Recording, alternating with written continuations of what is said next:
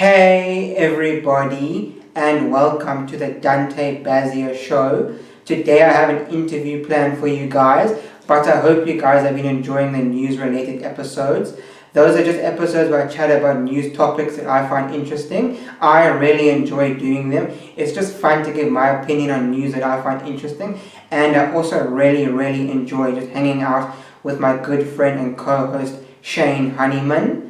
And guys, Shane's not going to be involved in this interview because like I said in the first news-related episode, Shane's only going to be involved in the interviews if he wants to, or if he has the time, or if he's interested in that guest, or if he organized that interview, that kind of thing. And today's guest, his name is Josh Adams. He is a filmmaker and photographer. He also is a skateboarder, but he's not like a professional skateboarder. He doesn't make a living off it. He's not sponsored. He's just a guy that does it for fun, just like me. I just do skateboarding for fun because I think it's a fun sport.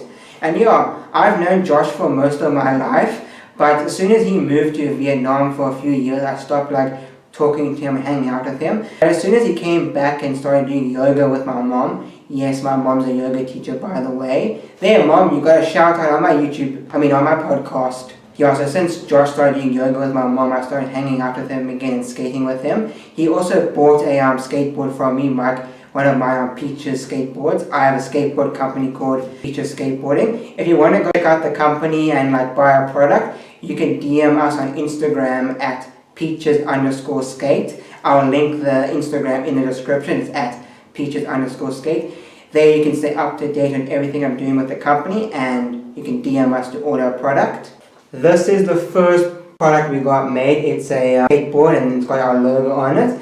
For audio listeners, the graphic is a cat, which represents my cat named Peaches, and the cat is eating a rat. So there's red on his lips for the blood, and then on the top it says Peaches, and at the bottom it says Skateboarding, the name of the brand. We also have this grip tape with a cutout of a rat there, ding ding ding ding ding ding, a cutout of a rat on the grip tape.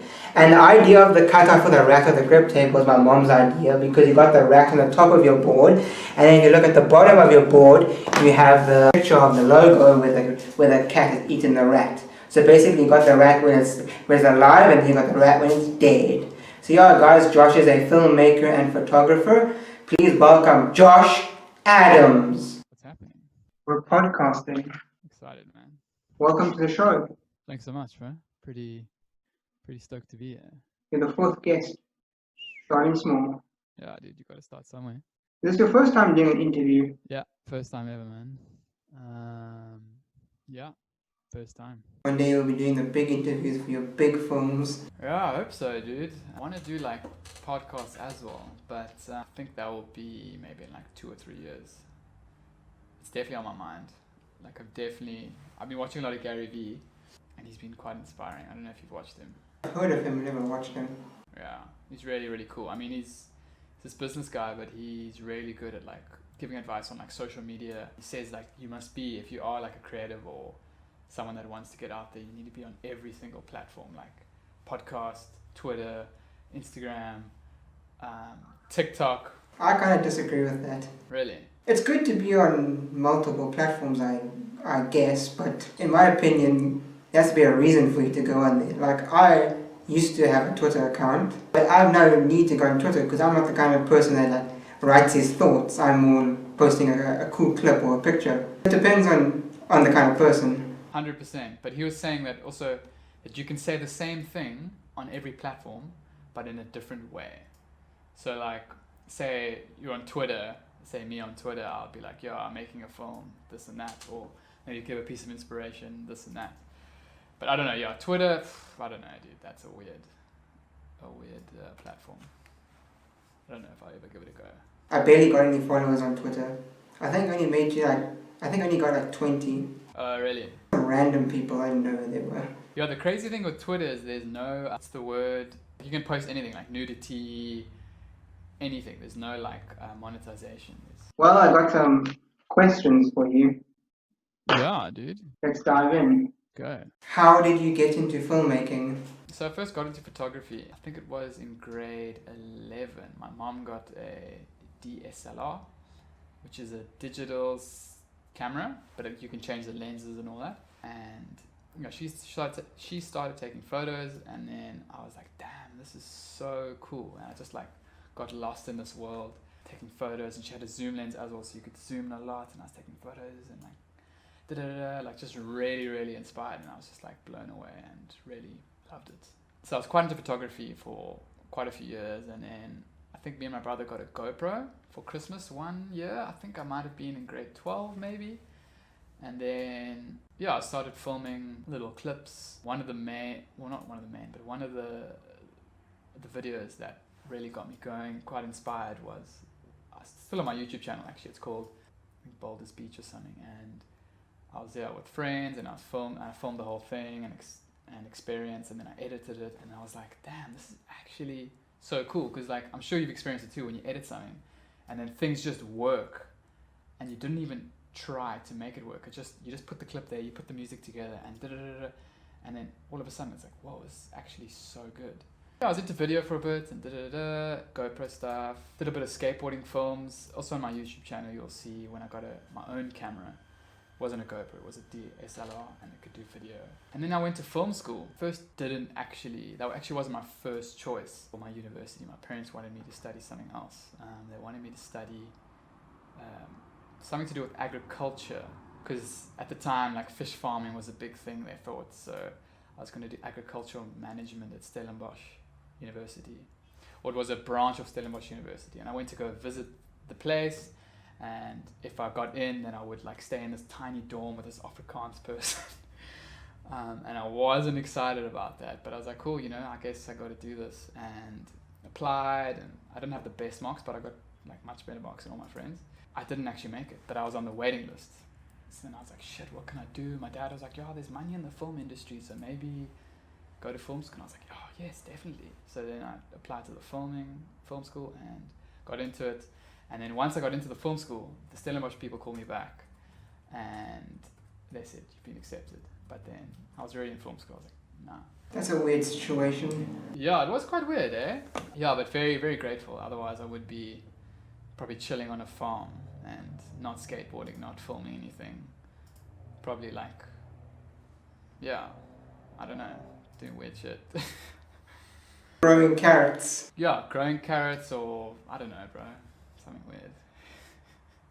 Do you think going to film school helped make your videos better, or do you think it was worse? Because I know a lot of people who are filmmakers always drop out of film school, like Dan Mace dropped out and now he's doing his YouTube stuff and he did big ads. So I don't know, did it make it better or worse? Did you lose your creativity, or did it help you make it better? No, it really made it better. The cool thing with my course was that it was a 2-year diploma. We had a lot of hands-on experience. So we had like crews, and I majored in cinematography and editing. So we had crews. So like there would be a director, a producer, an editor, and a cinematographer. And then you get your own assistants that you know, your friends in your college.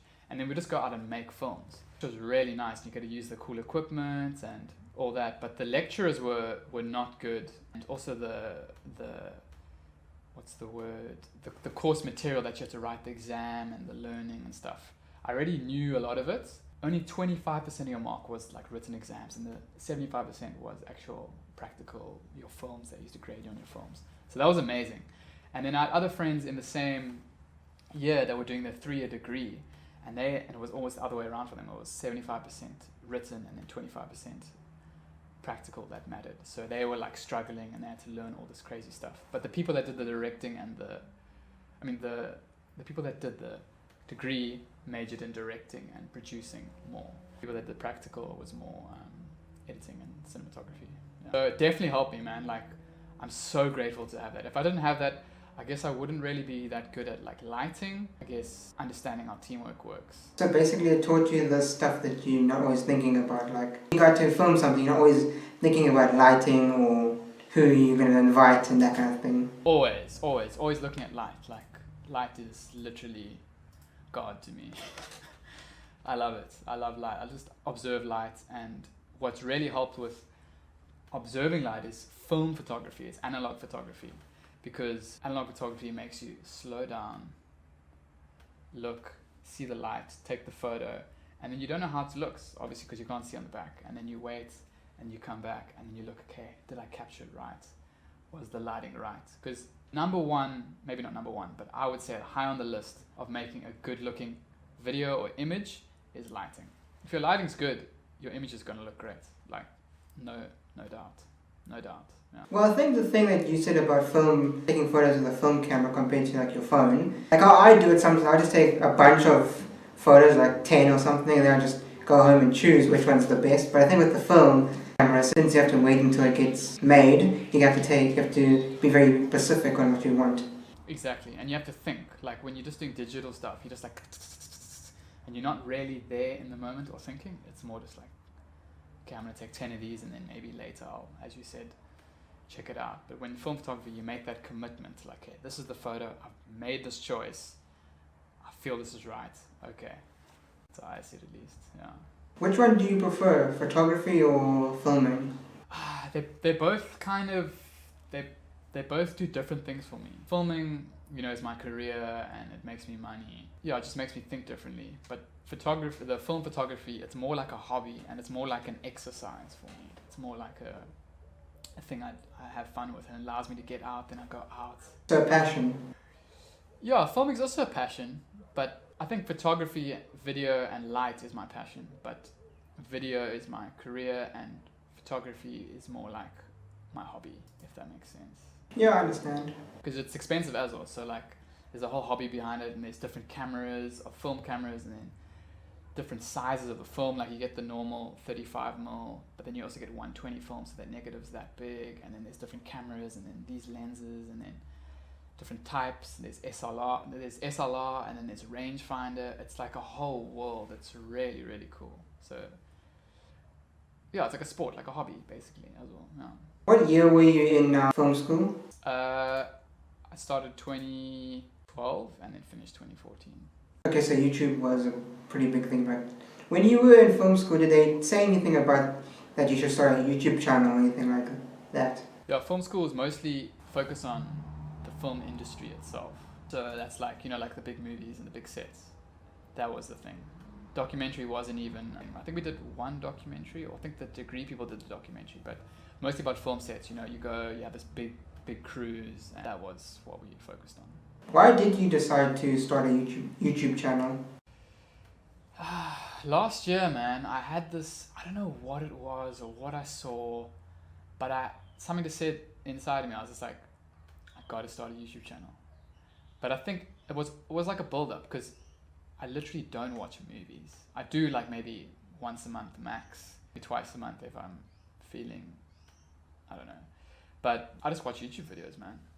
And I know how to do YouTube because I watch so much YouTube videos. I know what it takes. Yeah, so YouTube, I love YouTube, man. I just watch YouTube videos all the time and I love following people's journeys. So I knew what it took and I got to a stage where I felt I had something interesting to say, or I had something interesting to show people, even though I'm not where I am or where I think I should be. I am where I am, but I feel like I have something to say and a unique voice, So I think that was the reason. In 2019, I just saw something like, hey, I need to do it. Just give it a go, And so I made a promise. As I said in my first vlog of 2020 in January, I made a promise to myself to do a vlog every month. And I know that's not a lot, because, these YouTubers all talk about like doing a vlog a week, or no, a video a week. Doing daily vlogs was a trend. Yeah. I mean, how much work, I'm sure how much work one vlog takes. Like, if you had to do a vlog a week, for me personally, if I had to do a vlog a week, I'd have to work every single day. It's really hard. I mean, it also depends what you want to do, how complicated things get. But if you want to make a really good vlog and a good quality, it takes a week to do a vlog, in my opinion. Gamers can put out a lot of videos, because what they do is they'll just play a game for like 5 hours and they'll cut it into like 3 bits. Yeah. No, exactly. That's true. I guess it depends what kind of thing you do. Who do you watch on YouTube and what kind of things? So I mostly watch filmmakers, to be honest. I watch mostly documentary filmmakers. Also gear review filmmakers. Not too many, but a few. I've got a few collection of people that I feel like have a decent perspective on gear. So I do follow those, and I also follow some film photographers, like some analog photographers. And then I used to follow quite a few music producer kind of YouTubers. I still kind of do, but I'm kind of unsubscribing from a few because I think that was the phase of my life where I needed a lot of knowledge about music, and I also make music on the side. I've used your beats in my videos. Yeah, so it's mostly filmmakers. And and astrology stuff. I'm very into astrology as well, so I follow some astrology people too. Is there anyone that you watch just for like fun, like you enjoy their personality or whatever they're doing? Yes, definitely. If you go on YouTube now, I can tell you a few because they will pop up. Oh yes, who I've got into lately. She is so amazing, like inspiring me so much. It's like crazy. Have you ever heard of Sorel Amor? Currently, she's got blue hair. I don't know who that is. Yeah, she's this YouTuber. She's Australian, and she I think started the trend of advanced selfie. Never heard of that. Yeah, she's so cool. Like she's so like energetic. She's got such good energy, and she just like expresses so well. And she's really good at like putting vlogs together and stuff. It's really cool. But yeah, she basically takes self portraits of herself, but like really good. Like lights it nicely and like gets a nice pose, and she's like got a good body as well. So it kind of all works together. Also lately, I've been watching Gary Vee. He's quite very charismatic as well, but he's got a lot of business advice and social media advice. So I'm quite into that at the moment as well. Yeah, those are the latest ones that I've really been enjoying for the personality kind of thing. You watch people like Casey Neistat and Dan Mace, those film guys. Yeah, there was a stage where I watched Dan Mace quite a bit. He was uploading regularly the brew stuff. Oh, that series. That was cool. Yeah, that was rad. I have one of his brew shirts. He gave me one when I met him. Yes, I saw that. Yeah, I saw that in your YouTube video. Put it on, looked cool when you did that whole. That looked cool. Yeah, and okay, yeah, I kind of have to check up with them, now and then. Like I just see like, okay, cool. I watch a few videos here and there just to see, but I don't really at the moment. I'm not following them very like heavily. But yeah, I mean, I used to be against Casey Neistat because he was so. My brother was like, "Oh, you must watch Casey Neistat. He's a vlogger." I'm like, "Nah, man. I don't watch vloggers." You know what I mean?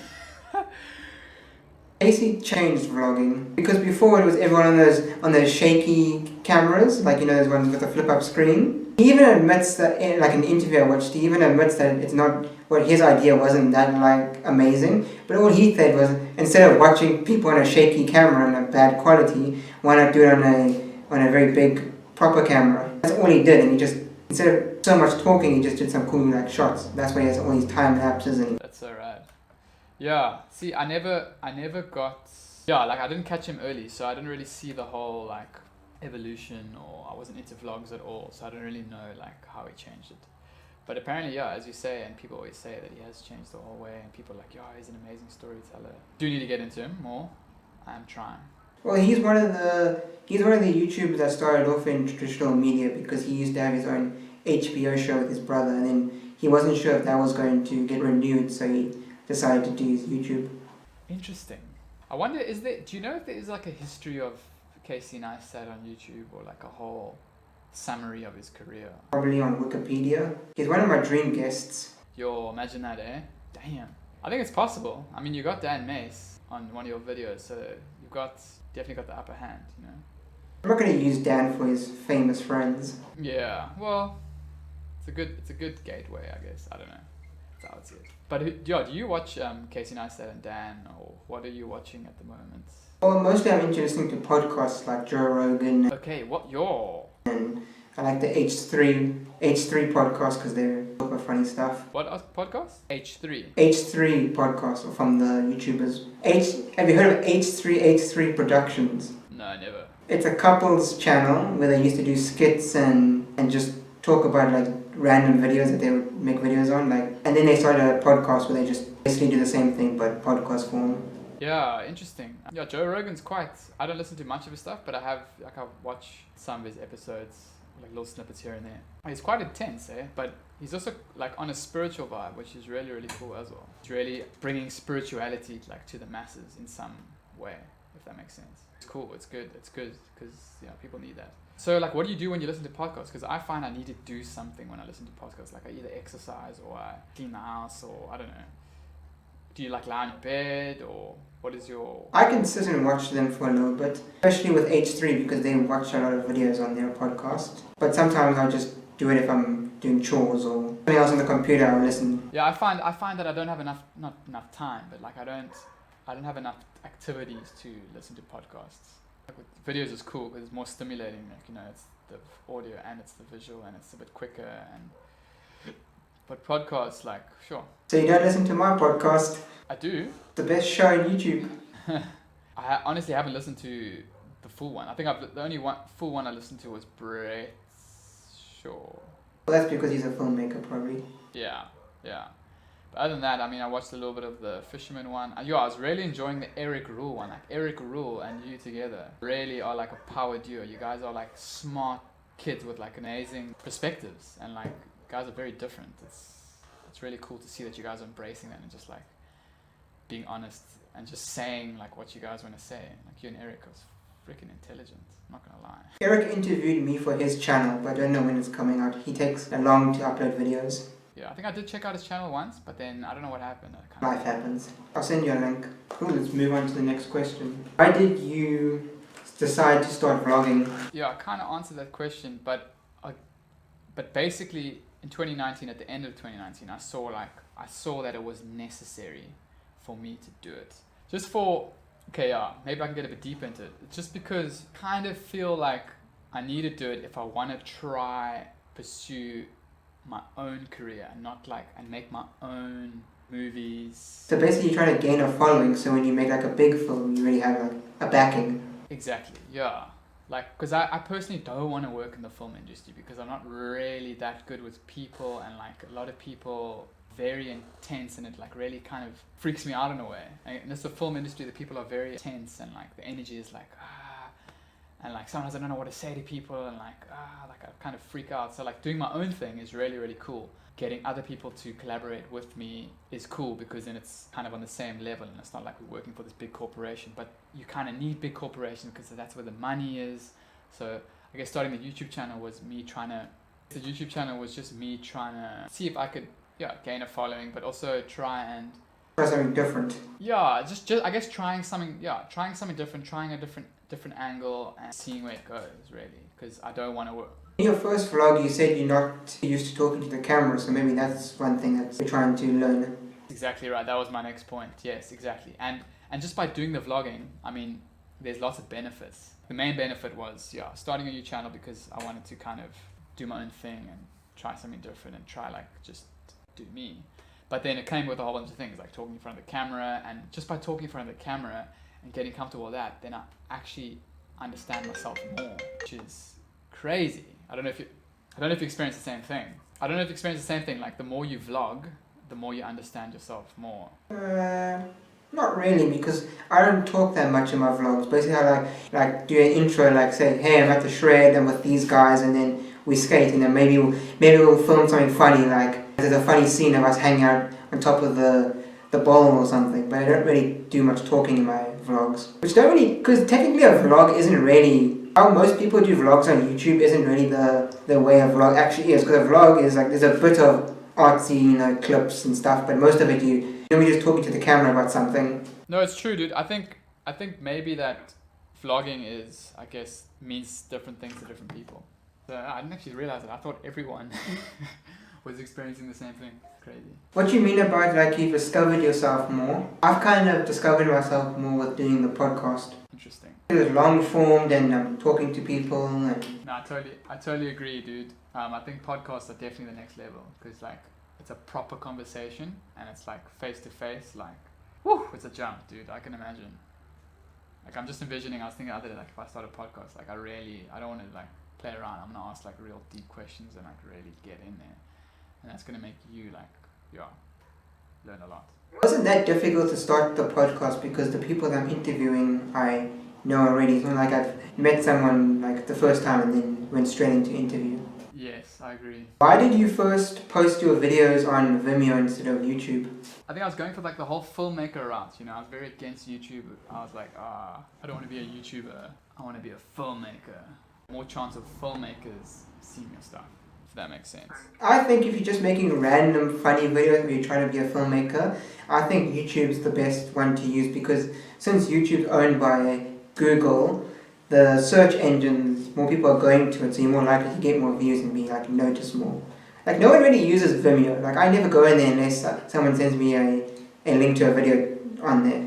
See, but the thing is, the cool thing with Vimeo is that filmmakers use Vimeo. So like if you're a filmmaker, you will be there. I mean, Brett posts his stuff on Vimeo. Who? Brett Shaw, he posts his stuff on Vimeo. I must actually check out his stuff. But he also has a YouTube channel which just has random skate stuff on.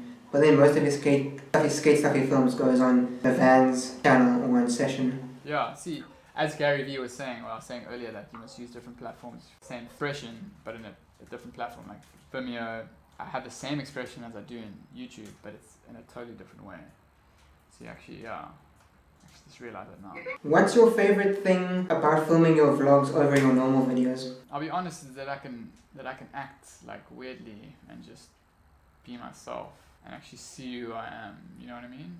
It like reveals a lot, makes me understand more who I am in a different way actually. Because Vimeo also, I guess, when I film my other films, I understand more who I am, but it's almost like it's not me making it, or not me making the film. But when I do the YouTube, then it's like me because I am in the film, if that makes sense, talking and all that. So you're watching yourself during the editing process. It's really weird, but like I've gotten after the 6 months, it's not even 6 months, 5 months, I've kind of gotten used to it, and like it's becoming like almost normal now. It's taking a while though, to understand YouTube and like come across like well and how to put things together. I'm never happy with my videos. I'm sure many people experience this too. And like the next video, I'm just like, cool, take that knowledge.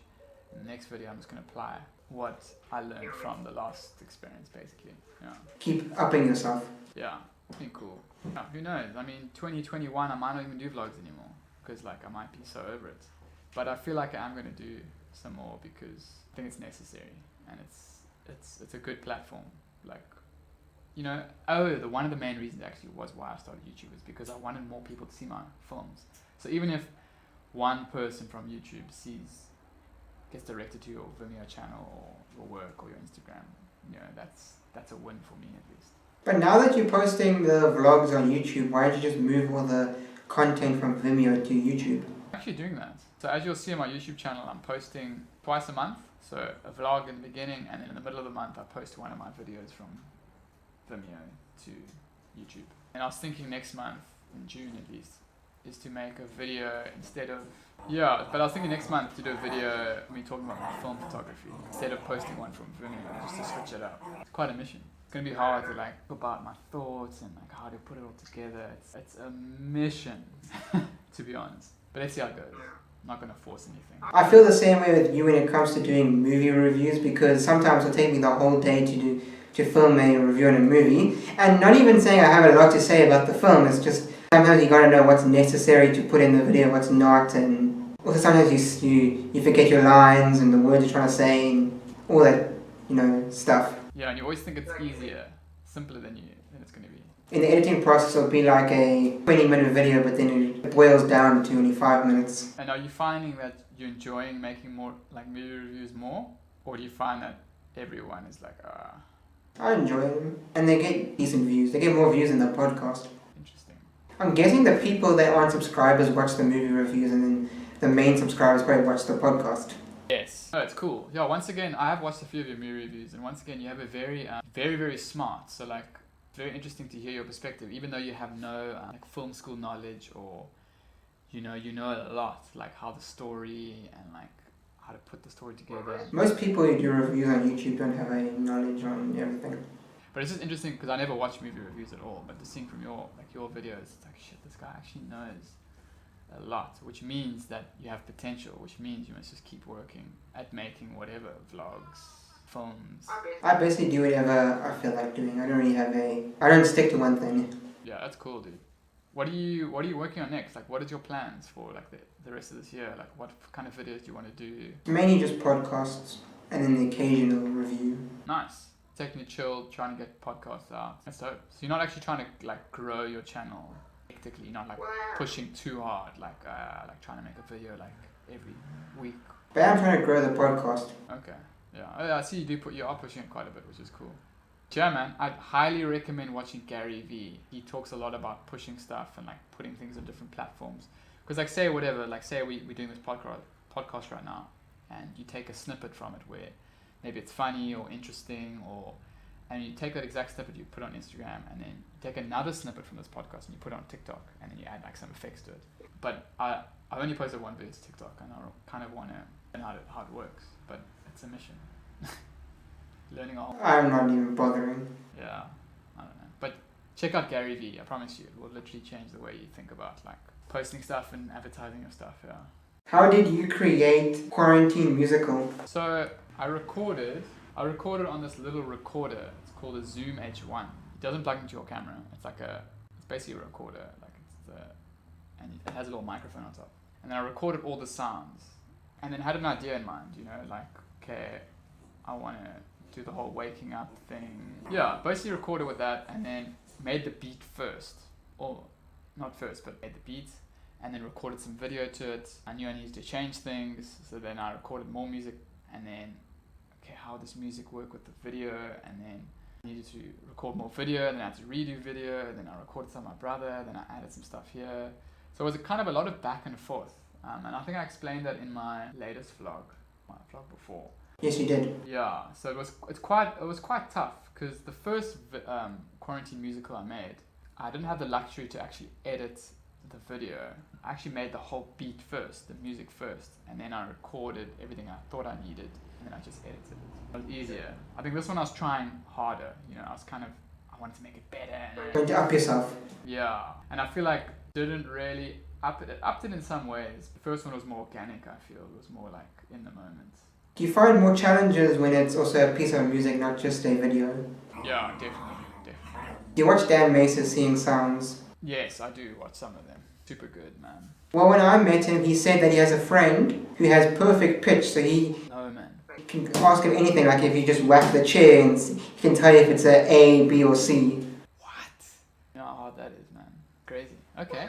Also, what you were saying about Gary Vee saying he was put everything else on different platforms. What Dan does is he'll post like the Seeing Sounds and the behind the scenes on YouTube, and then he posts just the music part on Instagram. I'm sure on TikTok. I haven't seen him on TikTok. I'm sure he has another whole vibe, another different vibe.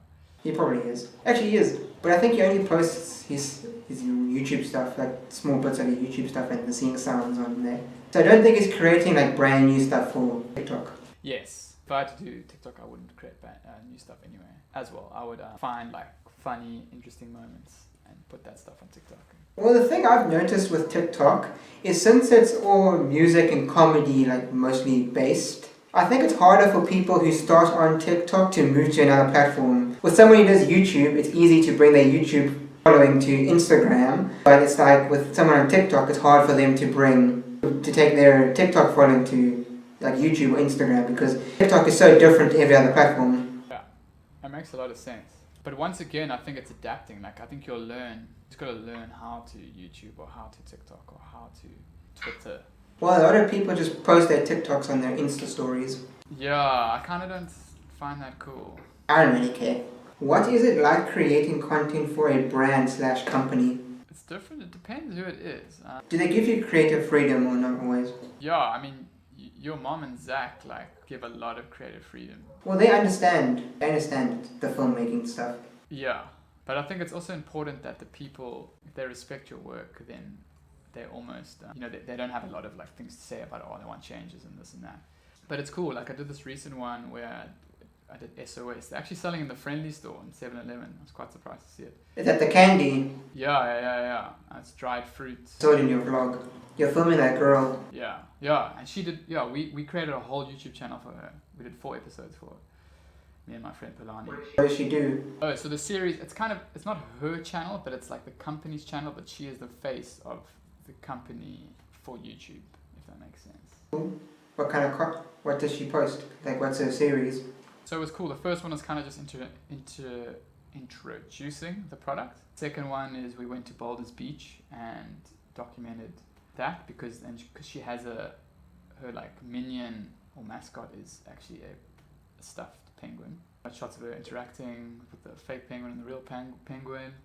And one of the products, in the products, one of the characters is her and the penguin, and then the other character is some dude and a turtle or something. But that was a cool experience. That was a cool way of working with the brand because it wasn't like a typical film this packaging with nice lighting and cool music. It was like kind of a story to work together and collaborate and create a set. Like my friend Polani, she created this whole set and stuff from different places and placed it there and met up and went back the next day and then placed it again and saw how it looked, and then it was really cool. It was a really cool experience. Yeah, that was cool. Yeah, it's cool. Collaboration. Like I think my goal for 2019 was collaboration.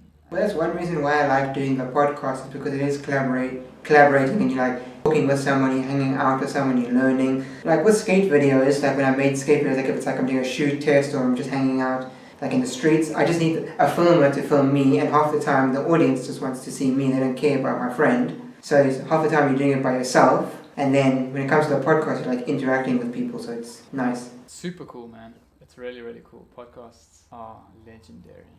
What's your editing process like? Sure, editing is a mission sometimes. I'm sure you know.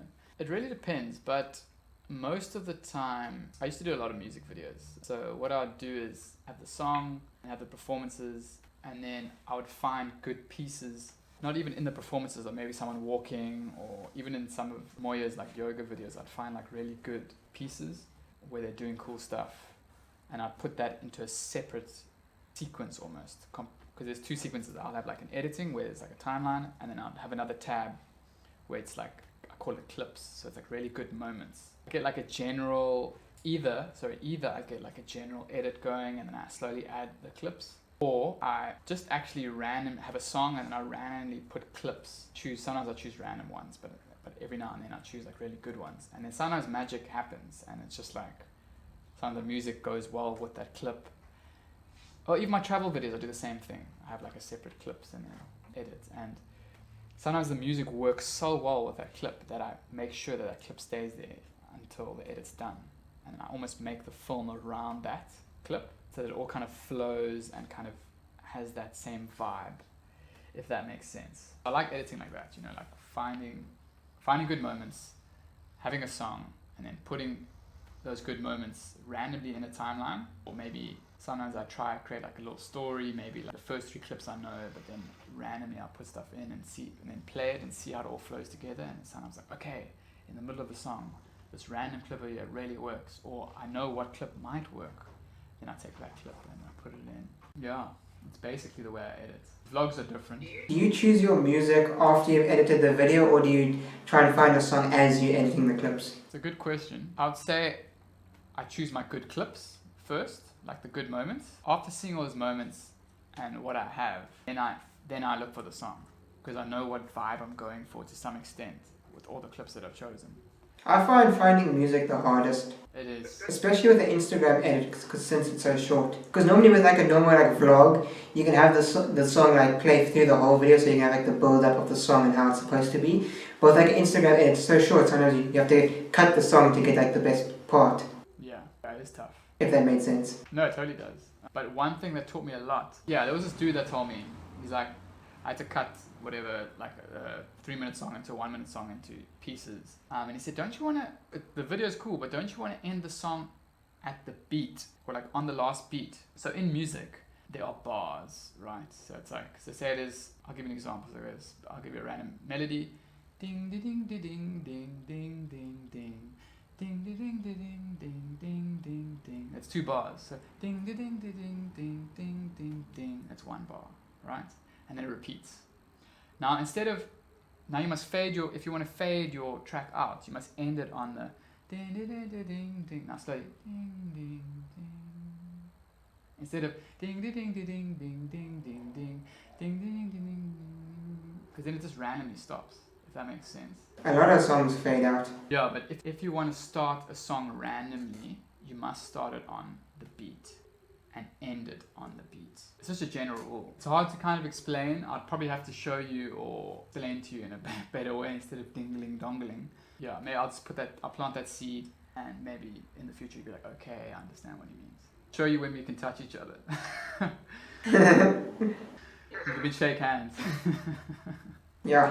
What is it like trying to create content during lockdown? Pretty much the same thing. For me, being alone is so easy, and I can entertain myself all day. Like, it's not a problem. I prefer being alone. Yeah, it's great, man. You don't have to care like what other people think, or like Just do whatever you do. So it's easy for me because it's the same thing. I mean, it would be nice to go outside and maybe document stuff, but I kind of stopped doing like vlogs and skate videos during quarantine. I just focused on like podcasts and interviews because those are just talking. I was thinking of doing like a vlog of what I'm doing in lockdown, but I'm not doing anything interesting enough. I'd love to know, bro. It's basically just me waking up, doing school, eating, watching YouTube, watching Netflix, sleeping. Okay, you watch Netflix. Yeah, I want to see what you eat, bro. What's in your cereal bowl, man? I don't eat cereal. What do you eat? I have an egg for breakfast and then I just eat. I don't know, lunch changes. Lunch just depends what's in the house. You make your own food? Yes, besides dinner. Yeah, your mom seems like she doesn't cook like for you every day. Or like your meals, she like makes sure that you cook your own stuff. She does do dinner. That's basically the only meal she provides. That's cool. Yeah, you get some moms that like make every single meal for you. Like I remember a friend. I go to his house and his mom would like make us 3 meals a day. I'd just be like, yo, this is crazy good. Yeah, do some vlogs, Dante. I'd really be keen to see like what do you get up to. I'm not doing anything interesting, so I feel like with me when I film, like I have to do something interesting. Or else it's just going to be a time lapse of me doing schoolwork and watching YouTube. Yeah, but like I would say, I just recommend. I'd say like just getting in there. You know what I mean? Like why do you watch Netflix or why do you watch YouTube? Like what is the reason? What are you trying to achieve? What are you looking at? What are you observing? What is in your head? You know what I mean? I guess not a terrible idea.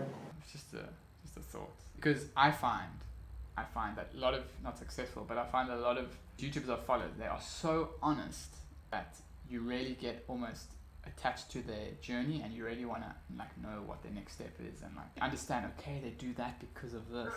Well, a lot of YouTubers that I watch are very, very honest and they almost go through this journey of sometime in their YouTube career of being like super honest, and that makes the viewer really intrigued about them as a person and as a personality. Like for me especially, like I want to know what's in your head, dude. Like I'm sure most people do also like want to know. Like very interesting, you're very intelligent. Thanks. I feel like you have some really cool things to say and cool reasons for doing things. Because you're not a normal kid, right? You're not like, I wasn't a normal kid either. What do you classify as normal? I mean, a kid that maybe plays sports and like... I played sport. I play sports. I used to be part of a soccer club when I was younger. Bad example. What you're trying to say is most kids don't do podcasts. Basically, exactly. What was it like living in Vietnam? Oh, it was cool, dude. Very, very cool. I loved it and hated it. Yeah, it was cool to be in a completely different culture, you know, and like every day you wake up and then all of a sudden it's like good as hell. You don't know what to expect. Not only, I kind of know it. The thing is, Vietnam is very predictable. Kind of get used to it. Like everyone is the same. Like everyone does the same things. Everyone has the same haircut. Everyone has the same interests. You ask any kid, like, because I used to like volunteer and teach university students, and every time I'd ask them, like, hey. So basically, when you ask someone what their dream job is, everyone will have the same dream job. Basically. What was it? I actually don't know what the dream job was, but what they said they always liked doing is like traveling, watching movies. That's basic, what people say. Yeah. So yeah, they're very controlled there. Not that out of the ordinary. True. Very like no one really has ambitions and dreams. I'm sure they do, but maybe they don't say it because they're very controlled there. You know, like you have to crazy. Like you're like 27 and you're a woman and you're not married, the whole neighborhood would start talking about you, and like every old lady would be like, hey, when are you getting married? Like next you walk down the road, the next house is like, when are you getting married? When are you getting married? And there's this major pressure on all these Vietnamese women specifically get married, and you know you almost become an outcast in society if you're not married. That's crazy. Hella crazy, man. It's weird, but it is what it is, right? And that's the Asian culture. You know, you get married and have kids. I mean, even a Western culture, but Asian culture specifically, like you need to get married. It's like it's a no-brainer. If you're not getting married, you are not normal. Well, in South Africa, they don't care if you get married or you don't. Yeah, it's becoming less and less a thing. I mean, there's still people that do it. I mean, there's still people in my year that got married or tried to get married. This guy next to me, actually. But it was cool. Vietnam was amazing, man. Like, so cool to be in a different culture. Really cool, made really cool friends there, and like skated a lot there, and probably was my best skating. How was the skate scene? Skate scene was kind of cool. All the kids, there are some really good kids, very small, but the spots, specifically the one spot in Hanoi we skated was unbelievable. Like they had rails and boxes there, and then they had a marble ledge and this really long, smooth mani pad, and it was just cool because there was different expats, foreigners come travel through there, and like French, American, British, South African. It was a really cool place. Like I'd recommend going there if you're a South African, and especially if you're white, man. Like Vietnamese people praise white people. It's almost uncomfortable because they watch movies and they're just like, oh my god, a white person, like you're the perfect, and they don't even respect themselves. So it's great. You really learn a lot about yourself and white dominance and westernization and all this stuff. It's really, really interesting. Were there actually skate parks there, or did people just say skate street? Yeah, mostly street, eh? There was a skate park in Ho Chi Minh City, but it didn't last. Well, it lasted long, but when I got there, it was closed down. So it was mostly streets. Was it a good skate park? Nah. The government doesn't really care about the skating like South Africa.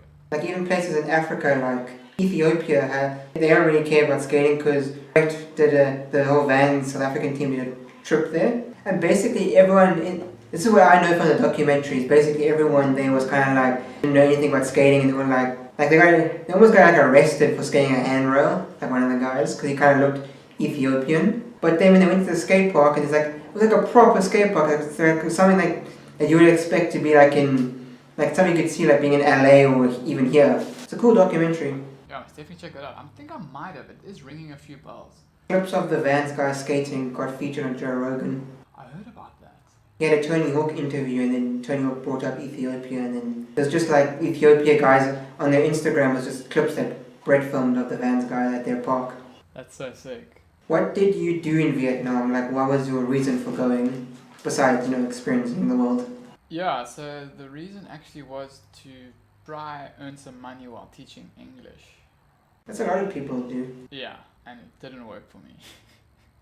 I just survived. Like I made enough money to basically pay my rent and pay for my food.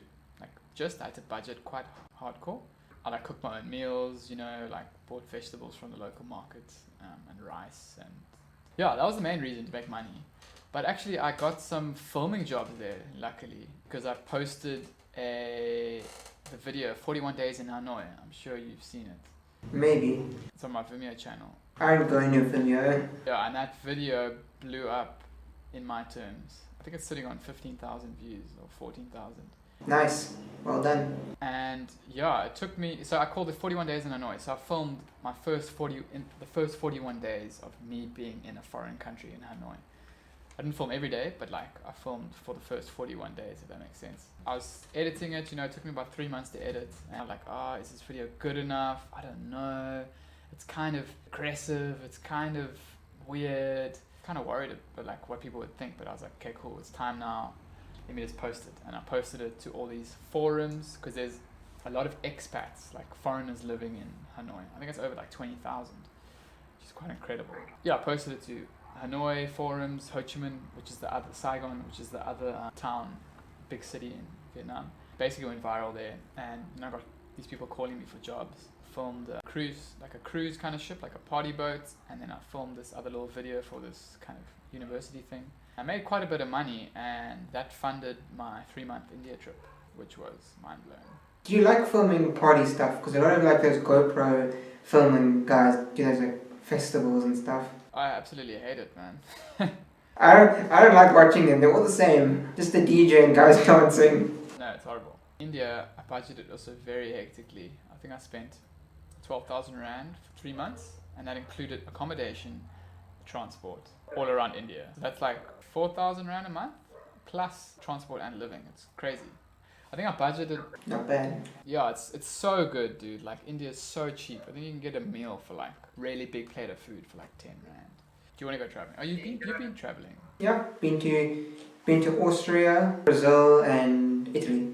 But that's all just to visit family. Haven't been anywhere because I really want to go. Out of all those places, Austria I was too young to experience properly. Italy's cool, but it wasn't the part of Italy I wanted to be in. I wanted to go to Rome. Brazil was the one I enjoyed the most, but that's mainly because my uncles spent a lot of money for us to do cool stuff.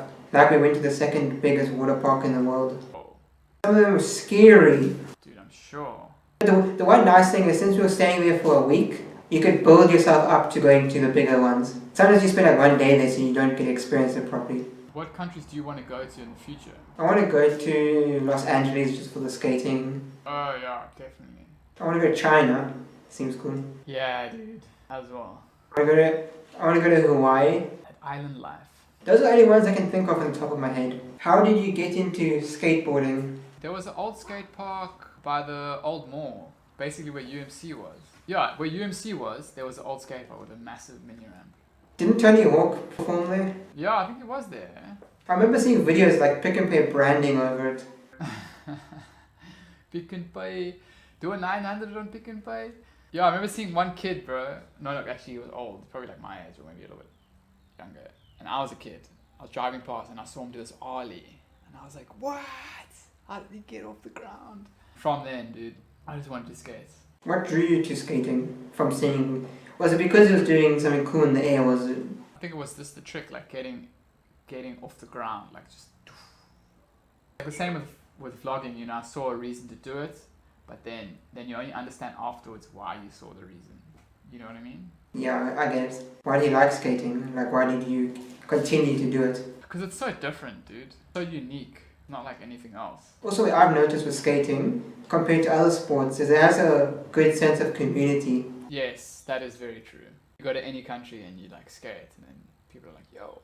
Like when I went to Brazil, and my aunt was just driving around there, and she saw this guy that had a bowl in his back garden. This guy like didn't care. Like this guy was in his house watching TV, and he had all these skaters just hanging out there skating his bowl. Sure. It's in one of my vlogs. Is it? Dude, you must send me that.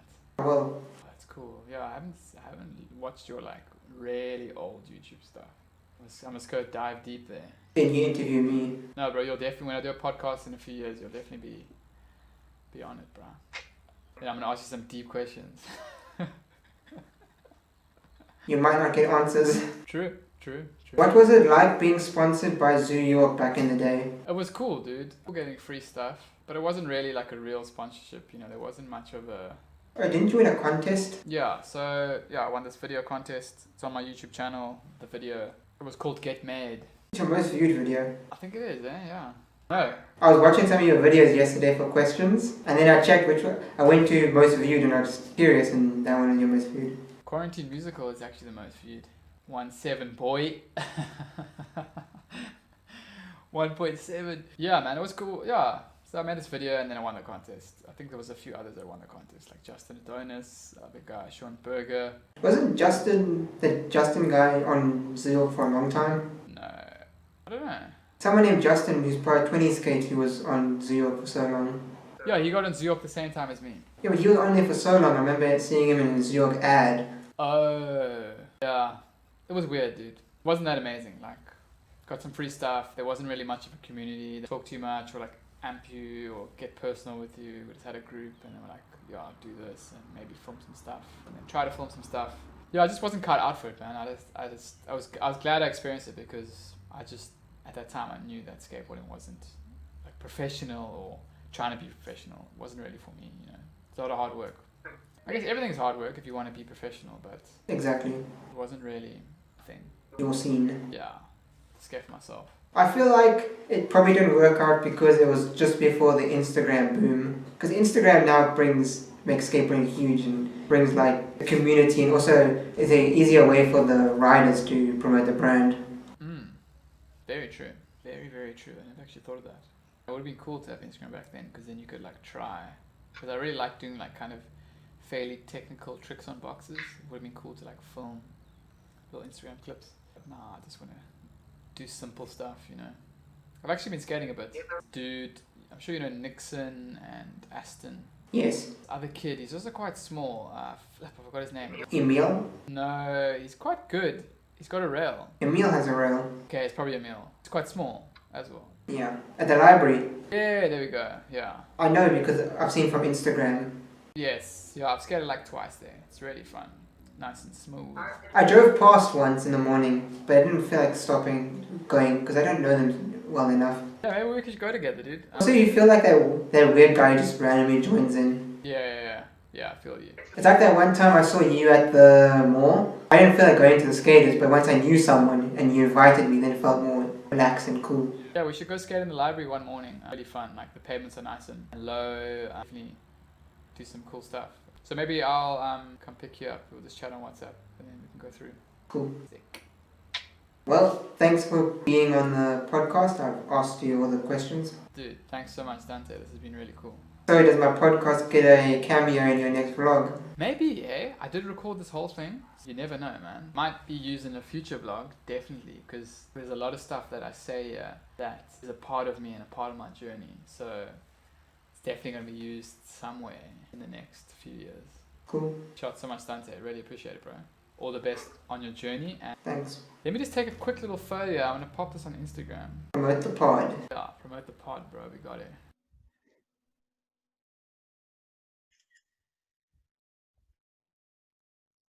Yo, my hair's not perfect for this photo. Work this out, brother. So, you gotta like... Right. It's all about the image, yo. Got the iPhone as well, bro. So, like, I look like I am the part. So, happy with that, dude. Shot so much, Dante, dude. Guys, the link to Josh's channel will be in the description. Go check him out. He does monthly vlogs and artsy videos. Thanks so much, man. Appreciate it. Is that a good summary? Dude, that was it. Vlogs and artsy videos, bro. That's me.